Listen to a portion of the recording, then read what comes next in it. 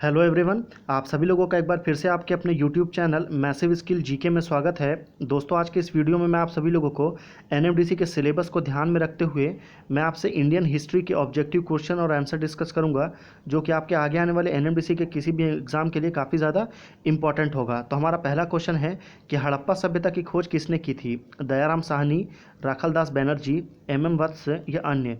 तो हड़प्पा सभ्यता की जो खोज थी वो किया था किसने? तो वो किया था दयाराम साहनी ने। तो A is a correct answer. Question number 2 second में चलते हैं कि वह शासक जिसने एक सच्चे जैन मुनि की तरह उपवास के द्वारा शरीर त्याग कर दिया था वो कौन था? बिंदुसार, अशोक या चंद्रगुप्त मौर्य या अन्य? तो जो चंद्रगुप्त मौर्य था वो कहाँ पे? तो श्रवण बेलगोला में उन्होंने अपने शरीर को त्याग कर दिया था एक सच्चे जैन मुनि की तरह उपवास करके। ठीक है, तो C is a correct answer. Question number 3 में चलते हैं हम कि तराइन का प्रथम युद्ध जो कब हुआ था? तो वो हुआ था आपका 1191 में। तो वो किसके मध्य लड़ा गया था? मोहम्मद गौरी और भीम, मोहम्मद गौरी और पृथ्वीराज चौहान, या मोहम्मद गौरी और जयसिंह, या मोहम्मद गौरी और अजय पाल? तो तराइन का प्रथम युद्ध जो 1191 में हुआ और तराइन का द्वितीय युद्ध तो वो कब हुआ था? तो वो 1192 में। वो दोनों युद्ध जो हुआ था वो हुआ था आपका मोहम्मद गौरी और पृथ्वीराज चौहान के बीच में। तो B is a correct answer. Question number 4 में चलते हैं कि बंगाल को मुगल साम्राज्य से पृथक कर स्वतंत्र किसने किया था? यानी कि बंगाल जो कि पहले मुगलों के अधीन था, उसको मुगलों से स्वतंत्र किसने कराया था? मुर्शिद कुली खां, सादत खां, सरफराज खां या अन्य? तो ये आपका एसएससी का काफ़ी इंपॉर्टेंट क्वेश्चन है। ठीक है, तो इसका राइट आंसर होगा आपका मुर्शिद कुली खां। तो A is a correct answer. Question number 5 में चलते हैं कि विधवा पुनर्विवाह कानून कब बना था? 1853 में, 1856 में, 1863 में या 1865 में? तो विधवा पुनर्विवाह कानून जो बना था वो कब बना था? तो वो आपका 1856 में बना था। तो B is a correct answer. अगले क्वेश्चन में चलते हैं हम। क्वेश्चन नंबर 6 है कि अंग्रेज़ों ने फूट डालो और शासन करो, जो कि आपने बहुत ही ज़्यादा पॉपुलर है, आपने इसके बारे में ज़रूर सुना होगा कि फूट डालो और शासन करो, ये नीति कब अपनाई थी? 1877 ईस्वी के बाद, 1833 ईस्वी के बाद, 1858 ईस्वी के बाद या 1799 ईस्वी के बाद? तो अंग्रेज़ों ने फूट डालो शासन करो की नीति जो है आपके 1857 की क्रांति के बाद यानी कि 1858 में अपनाई थी। तो C is a correct answer. Question number 7 में चलते हैं कि इंग्लैंड में गृह युद्ध कितने वर्षों तक चला था? इंग्लैंड में बेसिकली गृह युद्ध चला था, तो ये कितने सालों तक चला था टोटल? 4 साल, 7 साल, 2 साल या 10 साल?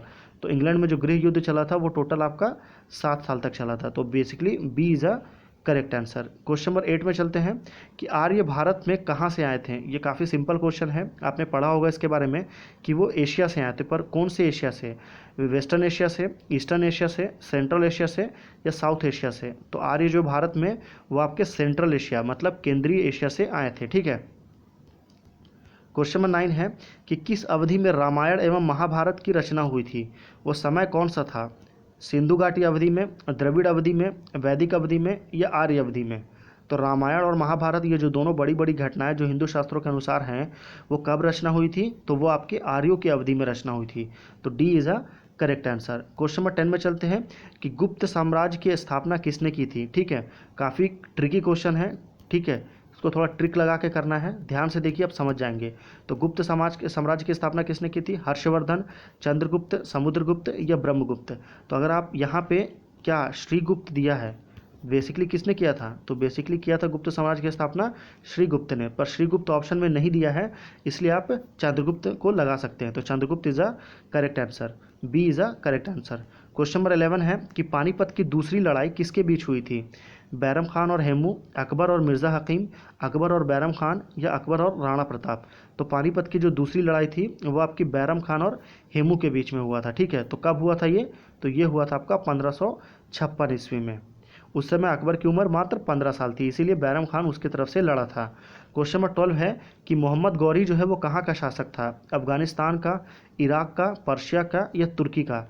तो जो मोहम्मद गौरी था वो आपका अफगानिस्तान का शासक था। तो A is a correct answer. Question number 13 में चलते हैं कि मस्तानी किस शासक की प्रेयसी थी? प्रेयसी मतलब होता है लवर। तो मस्तानी जो है किसकी लवर थी? तो ये बाजीराव मस्तानी, रणवीर सिंह की मूवी भी बनी है इसके ऊपर में। तो वो किसके ऊपर में था? तो वो पेशवा बाजीराव के ऊपर में। तो मतलब A is a correct answer. अगले क्वेश्चन में चलते हैं हम। क्वेश्चन नंबर 14 है कि बिहार प्रदेश, जो आज के तौर पे बिहार जो है वो आपका उड़ीसा और बिहार दोनों को मिलाने के बाद बनता था टोटल बिहार प्रदेश, तो वो उसको किस मुस्लिम शासक ने सबसे पहले जीता था? बाबर ने, खिलजी ने, तुगलक ने या चंगेज़ खान ने? तो जो बिहार को सबसे पहले जीता था तो वो जीता था आपका अलाउद्दीन खिलजी ने। तो B is a correct answer. तो अलाउद्दीन खिलजी किसके साम्राज्य से आएगा? तो वो आपका खिलजी वंश से आएगा। तो B is a correct answer. Question number 15 में चलते हैं कि मुगल काल में सर्वप्रथम किस शहर में अंग्रेज़ों ने अपने कारखाने स्थापित किए? सबसे पहला कारखाना अंग्रेज़ों ने कौन से शहर में बनाया? मद्रास में, कलकत्ता में, मुंबई में या सूरत में? तो वो बनाया आपका गुजरात के सूरत में। तो D is a correct answer.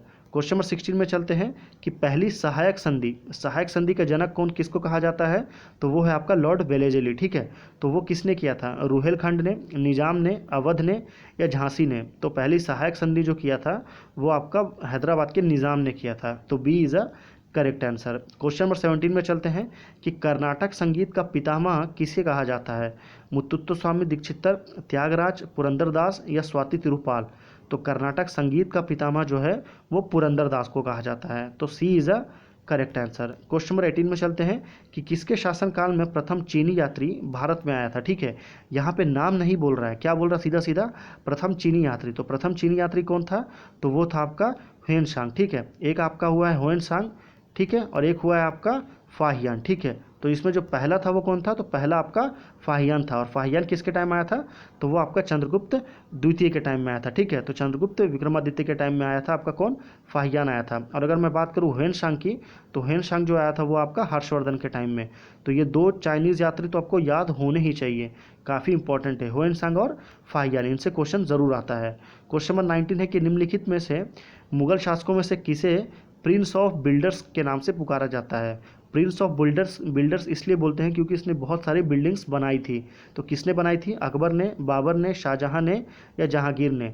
तो मुगल काल में सबसे ज़्यादा बिल्डिंग्स जो बनी है वो किसके टाइम बनी है? तो वो आपकी शाहजहां के टाइम बनी है, इसलिए उसे प्रिंस ऑफ बिल्डर्स कहा जाता था।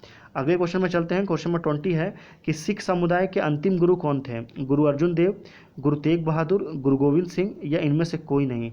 तो सिख समुदाय के जो अंतिम गुरु थे वो आपका गुरु गोविंद सिंह थे। तो C is a correct answer. Question number 21 है, लास्ट क्वेश्चन है हमारे वीडियो का। इस क्वेश्चन का राइट आंसर आप मुझे नीचे कमेंट करके बताएंगे। ठीक है, ओके। क्वेश्चन क्या है कि कुचिपुड़ी नृत्य जो है वो कहाँ से आरंभ हुआ था? राजस्थान से, आंध्र प्रदेश से, कर्नाटक से या पंजाब से? करेक्ट आंसर आप मुझे नीचे कमेंट करके बताइए अगर आपको इसका राइट आंसर पता है। नीचे मैंने ऑलरेडी आंसर की दिया है। अभी आप बोलेंगे कि मैंने आंसर की क्यों दिया, तो अगर आपको पीडीएफ से प्रिपरेशन करना है, ठीक है, अगर आपको बाद में पीडीएफ से पढ़ना है तो उसके लिए आप हमारे टेलीग्राम ग्रुप को ज्वाइन कर सकते हैं। उसका लिंक आपको इसी वीडियो के डिस्क्रिप्शन बॉक्स में मिल जाएगा। वहाँ से जाके आप हमारे पीडीएफ को डाउनलोड करके आप बाद में रिवीजन कर सकते हैं। ठीक है, फिर मिलते हैं आपसे अगले वीडियो में, तब तक के लिए दीजिए इजाज़त। धन्यवाद।